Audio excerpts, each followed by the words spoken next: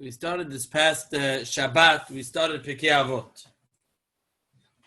So we're going to start talking a little bit about the first perek of Pirkei Avot.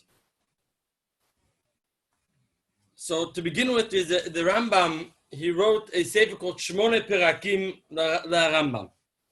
He wrote a sefer of the 8 chapters of the Rambam, which was his Hagdama, which was his preface to Pirkei Avot. We obviously don't have time right now to go through the entire Shmone Perakim La Rambam. It's quite an extensive sefer. It's not very long, but it's quite an extensive sefer.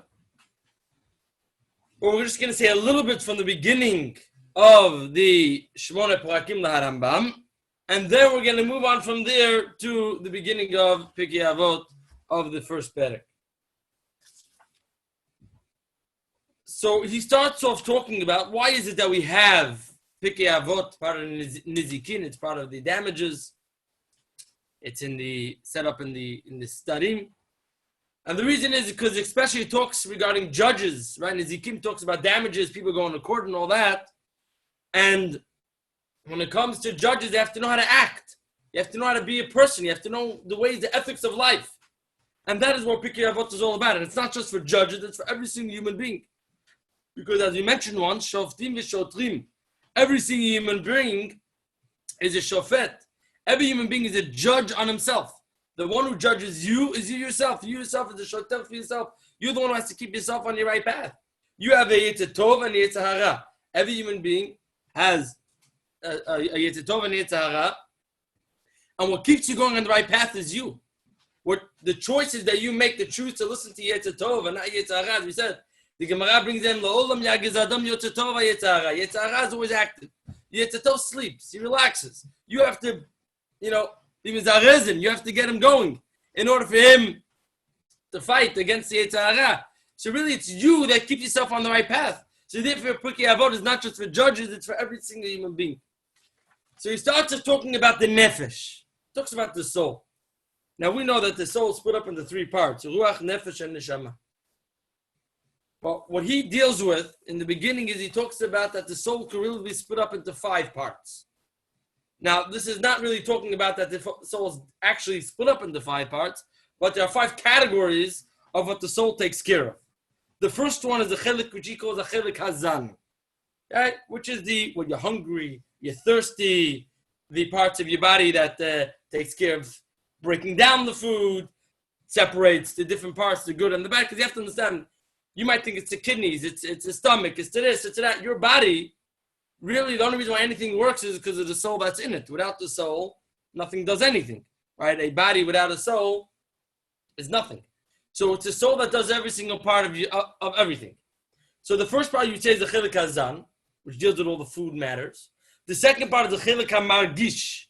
The margish is the 5 senses, right? The 5 senses that we all know about: sight, hearing, taste, smell, and feel, right? Some of them have a particular organ that they deal with, and some of them, like feels, your entire body feels, right? Those are the 5 senses.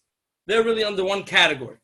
The third category is the chelik hamitorer, right? That's the part which you're either disgusted by something, or you like something, or you want something. Anger, want, fear, achzariyut, love, hate. That's all under that category. The next chelik is the chelik hamaskil, right? Which is the seichel, basically. It's the part of the thought in which you think about everything. And your mind, it really goes through every tiny little thing, all the things that you're thinking about. And the final one, which he really brings down as well, is the hamedameh. Midameh is your dimyon, basically. When you fast, you have you think about things, fantasies, things that are not necessarily real, right? He brings down, very funny, that he brings down particular cases which he talks about midameh, and he talks about imagine a boats made out of metal that are able to fly. And what the funny thing is, that really did happen. He brings it down to something that's impossible, yet somebody's able to think of it, right? But that's really the koach of the midameh. Now, a lot of these different things, there's really not much that you could do in the controlling of some of them. but in other ones you could control them. That's what Pirkei Avot is all about, the control and the refinement of your ability to control different parts of your nefesh. The first perek, the first Mishnah, which we say when we start off Pirkei Avot, is not really part of Pirkei Avot. Right? It's really from Masechet Sanhedrin. And it starts with Kol Yisrael yesh lehem chelek le'olam haba. All Jews have a portion in the world to come. Shenemar, like it says in the Torah, va'amech, and your nation. Kulam tzadikim are all righteous. Lo'olam yirshu aretz. They will inherit the land. Neitzamatayim, I say, yadai litpa'er. That the branch of my planting, the work of my hands, that I may be glorified. What's this talking about? And Agav, it's only half of the Mishnah. We took half of the Mishnah and we put it in the beginning of Pirkei Avot. It's missing the second half of the Mishnah. But what does this mean? First of all, everybody has to realize Kol Yisrael yesh lam chelek l'olam haba. Kol, a lot of things that we're going to say now are based upon the Levavot, the Kerem Hatzvi, the Rambam, Rabbeinu Yonah, Rashi, the Rav, and all the other Mefarshim. I'm not always going to say which one it is. We're just going to say that prior to what we say. Kol Yisrael stands for Kohen Levi Yisrael. Every single Jew, no matter your status, no matter your social status, no matter your economic status, no matter what status you're born into, you have a portion in the world to come. Meaning, you're born with that. When you come into this world, you're born, I have a portion in the world to come. Now, what does it mean, the world to come? So there's three different worlds. There's Olam Hazeh, which is what we are in right now. Then there's the Olam HaNeshamot, the world of the souls, which is when somebody, Lo Alenu, passes away, his soul goes up, and that's in the world of the souls. Both this world and that world is slightly more temporary. That world is not really temporary, but we're only there temporarily at that point in time. And then there's Olam Haba. Olam Haba is after Mashiach comes, and that's the world to come. That's the world in which everything we amass in this world, we're going to have in that world. That's the world when there's no more fear, there's no more hate, there's no more wars, it's all peace, and we're able to live in Eretz Yisrael with the third Beit HaMikdash, and everybody comes back alive. That's Olam Haba. Everybody has a portion there. But what does it mean everybody has a portion there? Sometimes you have a father, very wealthy fellow, and he passes away, and he had 10 sons, and each one he left a massive inheritance. Let's say each one he left $5 million still. So that means each one inherited $5 million. Now you go ahead and you look at that guy 10 years later. Does he still have the $5 million? All depends on the guy. Sometimes the guy is a smart guy and he holds on to his money. He invests it wisely. And then you have the guy, since he grew up in a rich house, and he just spends his money without any thought. And then what winds up being, after a year and a half, after 2 years, 3 years, he's gone. He doesn't have any money left. So too, all of us come into this world with an inheritance in the world to come, and we have to hold on to it. We have to keep it. But not just that, it's when we get that inheritance, which is another question. Some people, they live in this world once, pass away, they go up to Shemayim, they go to Gan Eden in the Olam HaNeshamot, Mashiach comes, they come back, Olam Haba, everything's perfect. They only have to come to this world once. Then you have the people who have to come to this world twice, 3 times, 4 times. People sometimes have to come a lot of times. He's brought down the story, the famous story brought down, one of the D-books, the D-books, which are the souls that are hanging around the world because they can't go to heaven and they can't go to Gehenna, and they sometimes are able to enter into different people. And there's this person, he was 2,000 years before he was able to go to Gan Eden. 2,000 years. He made it in that. But he had been on the Beit Din, he had been on the Sanhedrin during the days of Zechariah Hanavi, which was killed. Zechariah was killed in the Beit HaMikdash. And he was on the Sanhedrin that had judged Zechariah Hanavi to be killed, and because of that he was punished. And he took him 2,000 years. So it's also a time frame of when a person gets to where he has to go. Some people get to go quicker. Some people get to go longer. It all depends upon what the person does in the current situation in which they are. As it says, every Jew is tzadikim, right? It says even if you take a rasha of the Jewish people, he's malim mitzvot kirimon. The average Jew is full of mitzvot. like a pomegranate. There's so many mitzvot that a person can do throughout the time. God gave so many mitzvot, right? That's the last Mishnah, the Braita that we say after. Why do you make a lot of Torah and mitzvot? So that we have more zchutim. There are so many things we could do. We could turn every tiny little thing of our life into a mitzvah. If you say, I'm eating in order to have strength to serve God, that's a mitzvah. Every time you make a blessing before you eat, it's a mitzvah. Keeping Shabbat, putting on tefillin, praying. So throughout our day, there's so many mitzvot that we could do. So many. And how does it show it? Hashem plants us into the ground. Right? Man, right? God plants us into the ground. Now, it's compared to a vineyard. And a vineyard, you have the grapes, you have the leaves, right? So the grapes are referring to the tzaddikim, the leaves are referring to the amaretz. Each one comes with the other one. Everybody's all together. As long as what? As the branch that's holding them into the ground is still attached. The second somebody severs that branch, everything on the vine dies. What's that branch that attaches all of us to the ground? What's that branch that attaches everybody together? The Torah.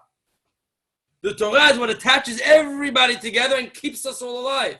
Whether you are a Yisachar who's learning by yourself or you're a Zvulun that's supporting learning. All that is all supported and it's all kept alive, all by what? All by the Torah. That's where the part of the Mishnah we say ends. Now technically the Mishnah goes further and it says the people who do not make it to the world to come, such as somebody who doesn't believe in Tchiyat HaMetim, he doesn't believe in the world to come, he doesn't believe in the resurrection of the dead, he doesn't believe in God. Those kind of people don't come back. But everybody else, unless you're in that category, everybody else, Ezrat Hashem comes back. That's all the preface to Pirkei Avot. Then starts off. How does Pirkei Avot start off? It starts very simple. Moshe kibel Torah miSinai. Starts off extremely simple. Every little kid in school knows this. Moshe Rabbeinu got the Torah on Sinai. We have to understand what makes a Jew a Jew. All our Judaism is a Kabbalah. It's a Masorah. We have what our fathers gave us, which have what his father gave him, which has it all the way back to Moshe Rabbeinu. How do we know the Torah is Emet?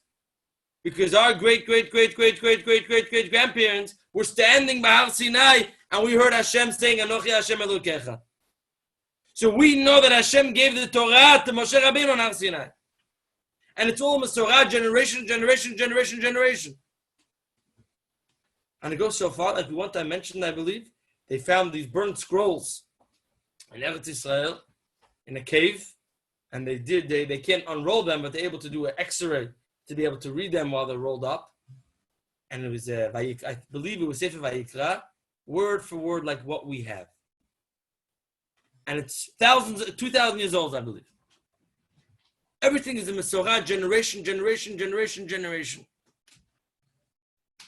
That's the whole power of the Torah. That's the whole power of our Torah. And Moshe Rabbeinu got the entire Torah on Har Sinai. Now, why are we saying Moshe Kibel Torah mi Sinai? Say Moshe Kibel Torah mi Hashem. Why mi Sinai? Because you have to realize, why was Har Sinai chosen to be the mountain the Torah should be given? And why was Moshe Rabbeinu the one chosen to be the one to receive the Torah? It goes hand in hand. Right? Har Sinai is the lowest. It's the smallest. It's the most humble of all the mountains. Moshe Rabbeinu, it says there was no anav like Moshe Rabbeinu. Nobody is humble as Moshe Rabbeinu. So the Torah was given to the most humble of people on the most humble of mountains. Because the Torah is like water. The same way water flows to the lowest spot, so too the Torah flows to the lowest spot. God rests on the lowest spot. That's why it starts off Moshe Kibel Torah mi Sinai. U'msara li Yoshua, he gave it over to Yoshua. Why Yoshua? There were plenty of other people living at that time. Yeah, Eliezer ben Aaron HaKohen, Pinchas, all these, they had so many holy people. Why Yoshua? We say Gadol Shimusha Yoter Milimuda. Greater is the one who is Mishamesh, who serves the Torah, greater than the one who even learns it. Yoshua learned Torah, but he did even more. He served Moshe Rabbeinu. And we find Moshe Rabbeinu with Eved Hashem. Moshe Rabbeinu serves God. Yeshua the Zikanim, Yeshua gave it over to the elders. Joshua gave it over to the elders. Which elders is this referring to? This is not referring to the Zakenim that were in the Midbar. This is referring to the Zakenim that from when Yeshua dies all the way until the Nevi'im, which refers to Eli, HaKohen, and then Shmuel HaNavi, all that time in between, that's called the Zakenim. Why? In the book of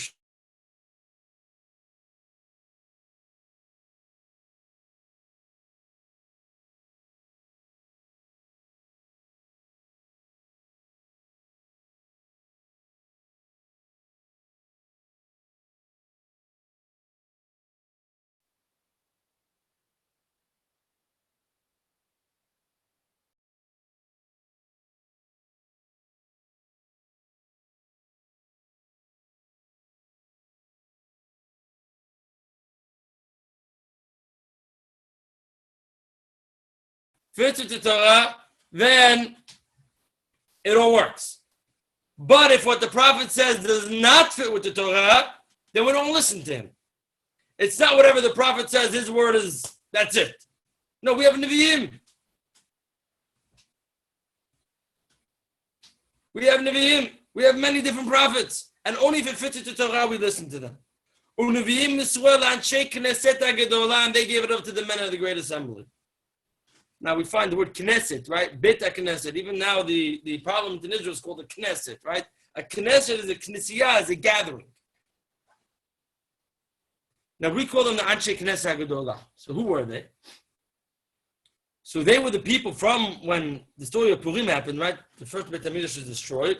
We all go down to Bavel and to that area of Paras, Umadai, Iran, Iraq, that whole area. All the Jews wind up over there by the destruction of the first temple.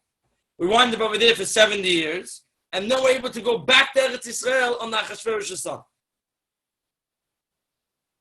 The leaders of the Jews at that time made up this Anshe Knesset HaGedolah.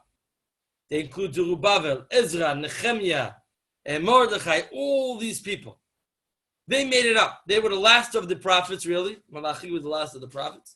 They were the last of the prophets, and they instituted what we have to this day, our way of praying. And the way we have it set up a kahal. There are so many things that they put in. Right?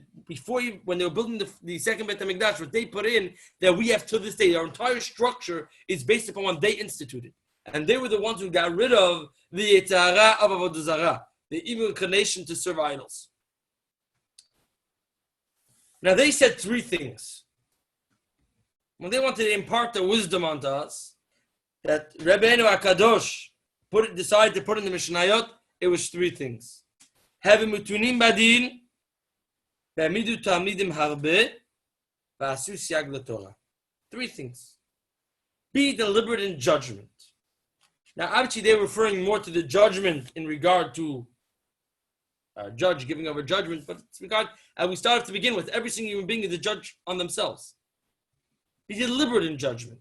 When somebody comes to you with a question, it's not right away, here's the answer. Yeah, you can do that. But you might be missing something. Having mutunim bidin means think it through. And this is anything in your life. Don't make decisions too hasty. You're right. Your gut feeling might be right. And if you overthink things sometimes, it's not good. But think it through. Don't just fly off the handle. Think it through. And you realize the majority of the time, if we think something through before we act, we won't act the way we wind up acting. Whether it be getting angry, whether it be getting jealous, whether it be hating somebody. If we think it through, doesn't even have to be 5, 6, 7 days of thinking it through. Think it through shortly, for a few minutes. You'll see it might not necessarily always be the way you thought right away. And that's what we find in the law when it comes to judging a case of life and death by Judaism. It has to take 2 days, minimum. First day you hear the case, there has to be at least one judge which is not sure. You talk it over and you think it overnight. The next day it has to be majority rule, and then you're able to judge the case. But if the entire court all decides on the first day the guy is chayav to be killed, the guy doesn't get killed. That's the law. It has to be thought through. There has to be a thought process. Have a lot of students. That applies to a rabbi. He should raise a lot of disciples, right? He should have a lot of students. And this is students in all different levels, right? It says you should have out of 1,000 students, you have 100, out of 100, you have 10, right? You wind up having one student that's exactly what you want him to be. Yeah? Having a lot of students means you should teach as many people as possible, impart your wisdom upon as many people as possible. But then we have the final one. The Torah. You should make boundaries and fences to the Torah. This is something that we very much have to this day. It started by Shlomo HaMelech. We have it to this day, in which a lot of our laws to this day are boundaries to make sure that we don't wind up sinning. If you go too close to something, you're going to wind up getting burned. If you stand too close to a fire, you get burnt. So what do? You stand a little further back away. That's what making a fence for Torah is. Every single person knows what they have personal tavot, personal feelings, personal things in this world that pull them away. Every person has to make boundaries to try to keep them away from that particular thing. Everybody knows what it is. Everybody has his own personal things, which personal nisyonot, as we call them, the personal trials and tribulations in life would try to pull you in different directions.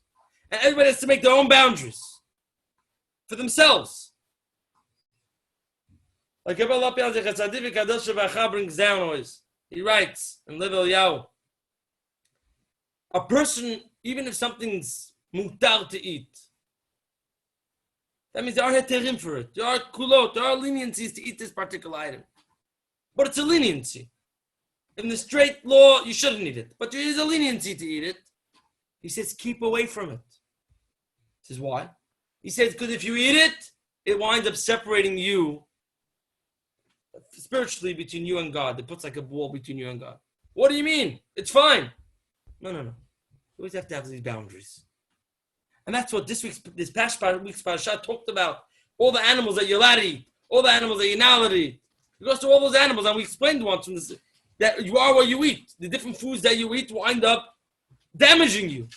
Right? And we brought down from the Sefer HaChinuch that what you're going to wind up telling me that you see goyim eat it and they're fine. And the answer we brought down was, you're a different machine than a goy. You look the same.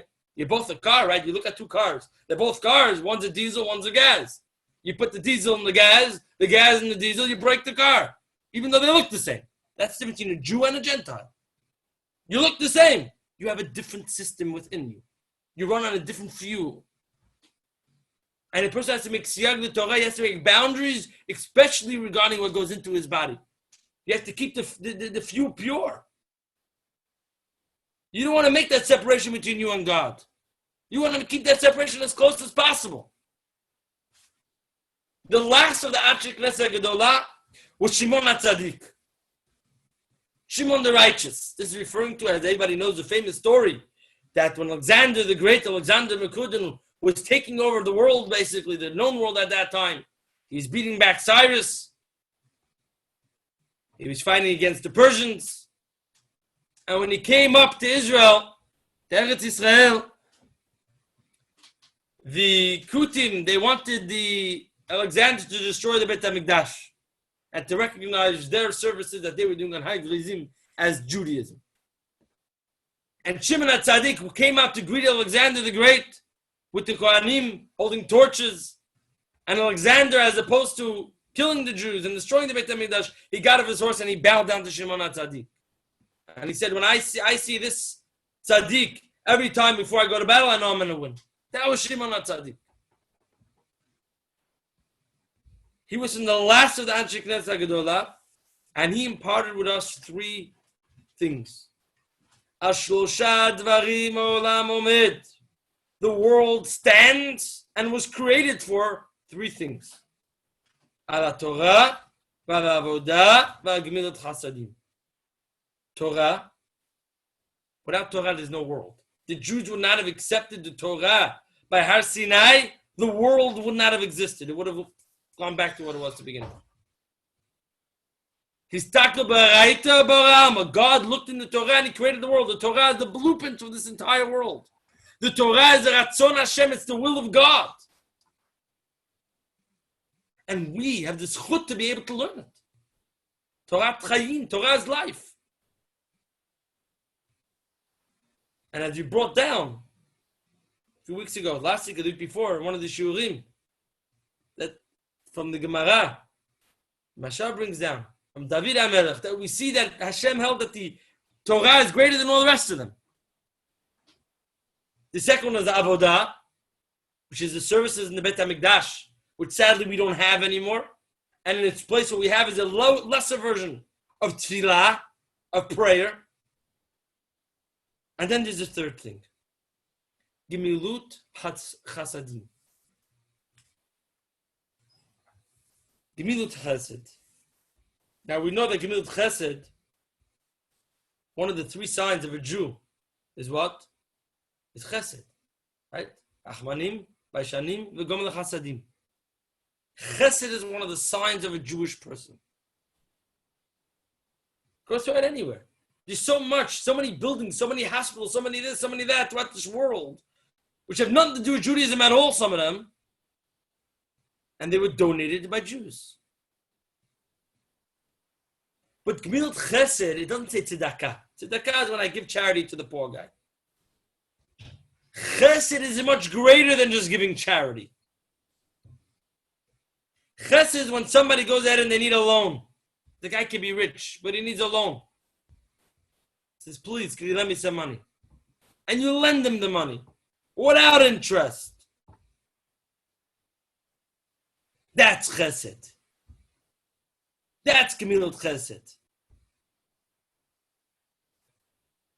It goes so far that the Nodeh Yehuda, he was a rabbi in the city of Prague, and they were not practicing Gemilut Chesed correctly.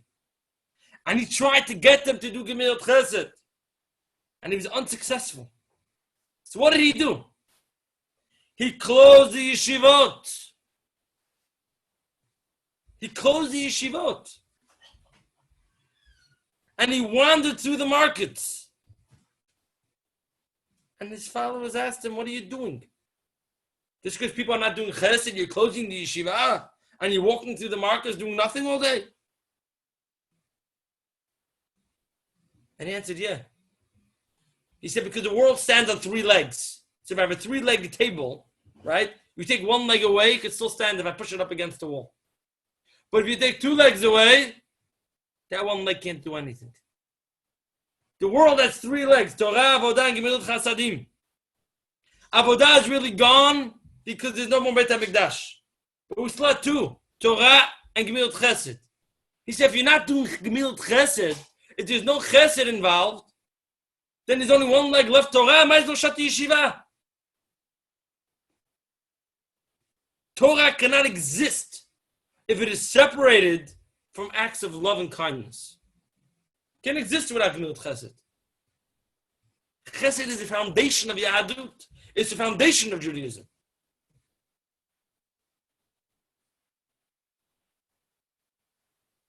And that's why, as we see further on as well, it's brought down another Pirushim, that Gemilut Chesed, and the guy goes ahead, he's a rich guy.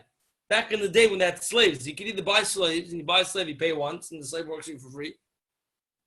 But better, you should go ahead and you should hire aniyim, hire poor people. Give them parnasa. Even though it's costing you a little more. That's Gemilut Chesed. Right? Like I always like bringing down that there's a grocery store in Borough Park, right? Most grocery stores only hire Spanish workers or other workers because it's cheaper. A Jew, you have to pay a little more because he has a bigger family, he has his holidays, Yom Tovim, Shabbat. It costs more to hire a Jew, right? Because you can't go ahead and you're not going to pay the Jew that lower salary because you're going to feel bad. The guy can't afford to make a Shabbat. So instead, they hire non-Jews. Goldberg's Grocery in Borough Park, all the cashiers are all Jewish, all Jewish men. They pay them a little more. Yeah, they still have other people to stack the shelves, but they pay them a little more.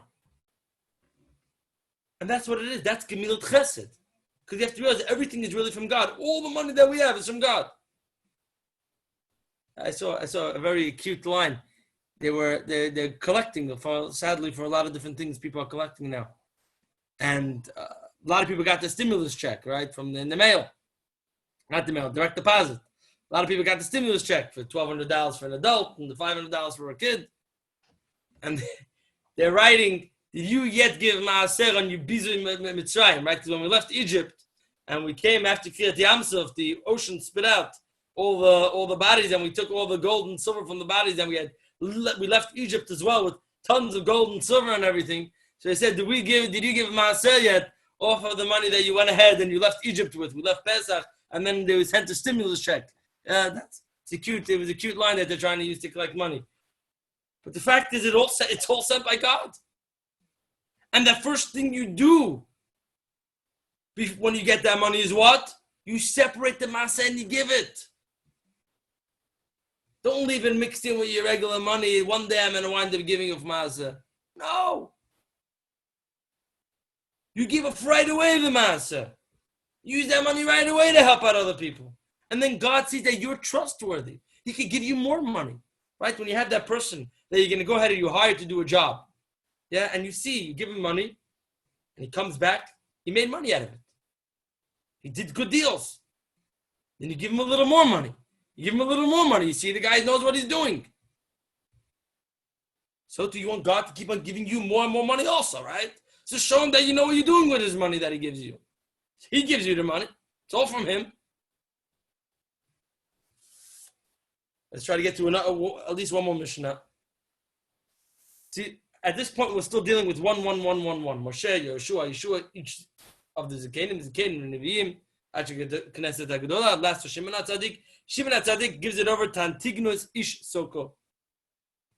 Now, Antigonus, interestingly enough, he's the first Jew brought down in the Mishnah who has a Greek name.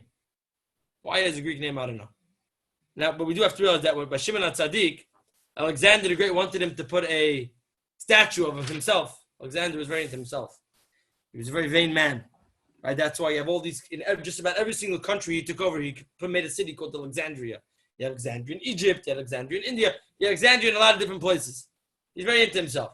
He wanted a statue of himself in the Beit HaMikdash. Shimon said, we can't do that. We Jews, doesn't work. But all the Kohanim are going to name a kid after you. That's where the name Alexander entered the Jewish names. It's originally a Greek name. It doesn't do with Judaism. But that's where it got into in as a Jewish name. Either way, Shimon HaTzadik had a student Antigonus. And Antigonus had a beautiful saying that really goes with what we just said. It's a famous line.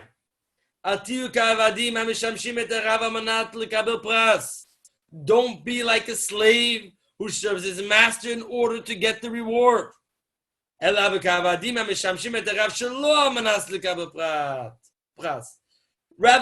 be like a slave who serves his master, not on the condition to get the reward. Be Moreh Shemayim Aleichem and have the fear of heaven upon you. This needs to be explained. Why does it have to be explained? See, Antigonus had many students. Two of his students, one his name was Tzadok, and one name was Baisus. They heard their Rebbe used to keep on saying this line, don't serve God for reward, don't serve God for reward. And they took it to mean there is no reward. They decided there's no heaven, there's no reward, there's no anything. That's what they decided. And they left the yeshiva because of this. And they started their own movements. They couldn't fully get rid of the whole Torah because then nobody would follow them. So they only followed Torah Shebiktav, only what it says in the Chumash. They decided no more Torah Shabbat Peh. And after them came the Kraim, different movements throughout history. All because they didn't fully understand what their teacher was saying. But what Antigonus is, he's not saying that there's no reward. Of course there's reward. But don't serve God for the reward. Even though you know you're getting a reward for doing a mitzvah. And sometimes we say, mitoch shelo lishma ba lishma. For serving God for the wrong reasons, it winds up becoming for the right reasons. As long as you don't mean it for your own personal kavod, for your own personal honor and grandeur. But even though you know you're getting reward, that's not why we do mitzvot. The reason why we do mitzvot, and we brought this down many times, is number one and first and foremost because God commanded us. And we are his slaves. A slave does not have a choice, right? The master tells the slave, you got to go do this and this. Slave gets up and does it. Now he has two ways to do it. He has to do it either way. He has two ways of doing it. He can either do it all sad and grouchy, or he can do it all happy and smiling. You have to do it, first of all, happy and smiling. You do it Hashem b'simcha. You serve God with happiness. Right? When you go through the Tochacha, when God goes in and punishes and afflicts the Jews. Why did he afflict the Jews? Because we don't serve God with simcha. So firstly is, yes, we're the slave of Hashem, and we have to do the mitzvot. But we have two ways of doing it. Either sad, grouchy, or joy. Yeah, I get to learn Torah. Yeah, I get to go pray. With the simcha, what happens to the joy? And that's the way one has to do mitzvot. Which, like we mentioned 2 years ago, was actually part of the mistake of Nadav and Avihu. This past week's parasha, Nadav and Avihu both died. And it says one of the reasons why they died was because they drank wine before they did the services. Before they brought the Ketoret into the Kodesh HaKodashim. And we said, why did they drink wine? The Khatam Sofer brings down because they knew they had to serve God with joy, and they felt that the joy wasn't enough, so they drank wine to reach a higher joy. And we explained that's not the joy God wants. God doesn't want the fake joy of the bottle brings you, or something that people sniff brings you, or people smoke brings you. That's not joy. That's not happiness. Joy is real joy is within you. You don't need something else to bring you that joy. That's the joy of doing a mitzvah. And we serve God even though we know He's going to reward us, but that's not why we're doing the mitzvah. We should do it out of love for God, because we love Him. And now why do we love Him? Why not? He created everything. He created us, and He gave us every little thing that we have. Like I brought down once from Rav Shimon Pesach Tapra of Zecher Tzaddik Kadosh Uvracha, lived to the ripe old age of 99 years old. Toward the end of his life, he could no longer see, and he was hard of hearing. And he was an extremely happy person. And they asked him, how come you're so happy? And he said, because I always view that God doesn't have to give me anything. I'm not deserving of anything. And therefore, everything that He gives me is a gift. If it's a gift, I'm so happy. I got so many gifts. And that's how a person has to live their life. I'm not doing that. God doesn't owe me anything. I owe God. God has given me everything for free. And that is serving God without the condition that I want to press. But even so, even though we serve Him with love, there also has to be a yirah, a fear. Now, it doesn't have to be a fear of onish, of punishment. It should be a fear of God's romamut, of God is so exalted, so awesome. So, I'm afraid. And because Antigonus' students didn't want to hear this, they didn't want to listen well enough, they wound up going off the wrong way and creating these different movements which had drastic, terrible effects in the Jewish people.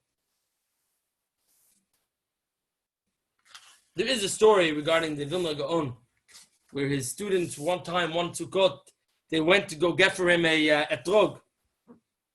And they traveled to a distant city to get the etrog, and they found a beautiful etrog. And they told the guy, we want to buy this etrog. And the guy said, no. Please, we'll offer you this amount of money, that amount of money. They kept on upping the money, and each time, no. Finally, they told him, listen, this etrog we want to buy for the Vilna Gaon. The guy said, for the Vilna Gaon, I'll give it to you. But one condition, that I get the reward for the mitzvah. I don't want any money. I want the reward for the mitzvah. They agreed. They took the etrog, they brought it to the Vilna Gaon, and they were afraid to tell the Vilna Gaon the deal that they made. They said, listen, he gave us his etrog, but he said on the condition he gets the reward. The Vilna Gaon was so happy. Why so happy? He said, because the first time I could do a mitzvah knowing I'm not getting a reward. Just doing a mitzvah for the sake of the mitzvah.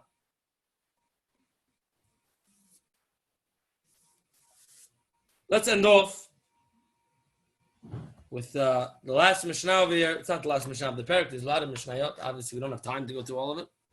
Yossi ben Yoezeh ish tzreida Yossi ben Yohanan Ishu Yerushalayim Kiblu Mehem. Now we have the peers, the Zugot. They were the peers.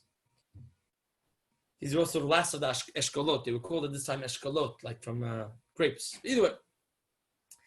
So he had two other students, which were good. They both named Yossi. The first one that we're going to mention is Yossi ben Yoezer, which he lived at the time of the Chashmonaim, or before the Chashmonaim, at the time when many of the Jews became Hellenized, and they were following the Greek way of life, and the Jews are being persecuted, those who served God. And he was actually killed at the end by his own nephew. His own nephew had the Syrians come and kill him. He said as follows, I think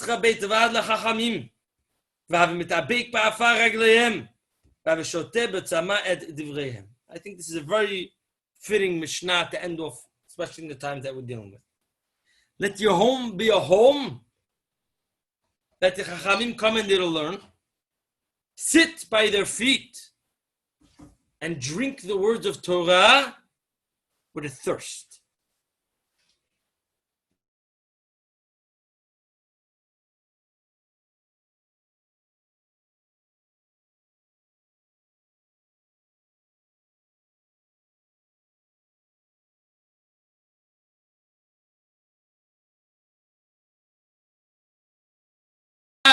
The main place for a Jew is the home, is the bayit. And that's what he's saying, make your home the meeting place of all the wise people. Make your home a home of Torah. Torah is not just in the Beit Knesset, it's not just in the yeshiva, it's in your home. And the Pirkei Avot brings down beautifully, ties it in with the Haftorah from this past week. Anybody went over the Haftorah this past Shabbat?